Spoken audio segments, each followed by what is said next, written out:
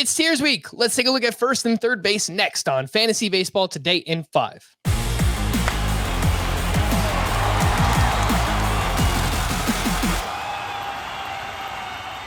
Welcome into FBT in 5. As always, make sure to follow and stream us on Spotify. Today is Monday, January 17th, Martin Luther King Jr. Day. I am Frank Stanfield, joined by Scott White, and let's take a look at the top 3 tiers at first base. The elite tier includes Vladimir Guerrero, who has an ADP of 4.7, and Freddie Freeman, who has an ADP of 17.7. Scott, who would you rather have at their respective costs? Well, they're both going later than I actually have them ranked. I would rather pick Vladimir Guerrero up in the first half of the first round. He was the number 1 player in Roto last year. That's how good he is with the bat. Probably, if you exclude steals, probably the best pure hitter in the game. I like the value for both. I think, Freddie Freeman obviously is very bankable no matter where he goes. And honestly, if I had like the 12th pick, I'd probably take him there and not even let him go to the second round. Yeah, no, I totally get it. The near elite tier features Matt Olson, Paul Goldschmidt, Pete Alonso, and Jose Abreu. And Scott, the 2 players I want to ask you about here are Matt Olson, who has an ADP of 33.7, and Pete Alonso, who has an ADP nearly 2 full rounds later. I like Matt Olson a lot, but I don't know that he should be drafted that much higher than someone like Pete Alonso. Yeah, it's like a role reversal from last year, right? These were the 2 I was comparing, except Olson was the one going several rounds later. I think they're kind of mirror images of each other. Olson dramatically improved his strikeout rate last year, around 16, 17%. Like, he's become a contact hitter who also has a ton of power, basically. But Alonso did too. It didn't show up as much in the other numbers, but he lowered his strikeout rate to 19.9%. Also a very good strikeout rate for a big power guy. And, the way the tiers work, you expect similar outcomes for all the players in it. I would say that's true for those 2.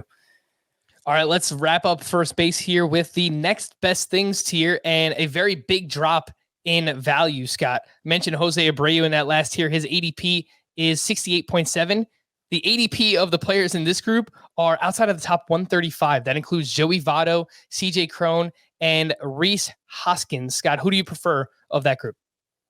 I prefer Votto. In fact, in points leagues, I have to drop Abreu a tier because in that format, I actually prefer Votto to Abreu. And look, if you're just going off 2021 production, Votto belongs in that higher tier. I understand he's old and he was fading before having that resurgent 2021, but he made some conscious changes, predicted the result of them as being more power, and he delivered on it. So he's one of the smartest hitters there's ever been, I think. And I trust what he did. And certainly at that discount, be happy to take Votto. Let's move across the diamond to the third base tiers, and the elite features just 1 player, Jose Ramirez, who has an ADP of 4.7, the same as the aforementioned Vladimir Guerrero. Scott, who would you rather have, Jose Ramirez or Vlad, when you consider the position scarcity at third base? Yeah, I think the overall upside is just higher for Vlad. For the 5 categories, I expect him to outperform Ramirez, especially in batting average. It could be like 50, 60 point difference there. Ramirez is going to have a lot more steals, 20 plus more steals probably. And that's a big deal in Roto leagues especially. But I don't think it's enough to make up for the other advantages Guerrero has, even when you're factoring in position scarcity. All right, let's move on to the near elite tier, which features Rafael Devers, Manny Machado, Austin Riley, Nolan Arenado, and Alex Bregman, who is actually 1 tier lower in categories leagues. That plate discipline for Bregman is just so good, obviously, for those who play in points leagues. Scott, when the season ended, we had some back and forth about Rafael Devers versus Manny Machado. Where have you fallen on that debate? Look, straight up, I prefer Devers. Machado has a chance to give you a healthy number of steals that Devers probably won't give you, but Devers has more upside as a hitter. I think he's a safer bet for both batting average and home runs. But they're like just two spots apart in my rankings, I think, very close, and belong in the same tier as I have them. The next best things tier, Adalberto Mondesi with an ADP of 69.7. He is a tier lower in points leagues. Chris Bryant, who's going off the board at pick 86. Anthony Rendon at pick 111.7. And then Justin Turner at pick 1 52.3. Scott, I think Anthony Rendon will wind up being a polarizing player because he's getting up there in age. He turns 32 years old in June, and he's coming off of hip surgery. So, whenever we've seen him the past couple of years, he's performed at an elite level. We just don't really know how healthy he's going to be heading into 2022. Yes, that's a big part of it.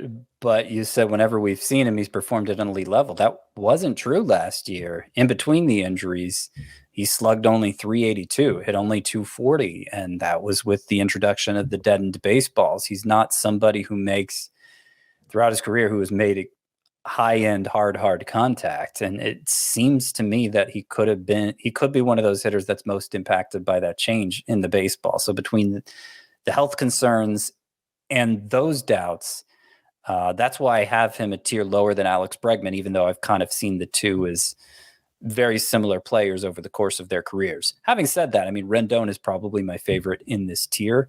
He's got somebody I'm going to fall back on if I miss out on the near elite at the position, the Austin Rileys, the Nolan Arenados. But yeah, he's I don't have a lot of confidence in Rendon anymore.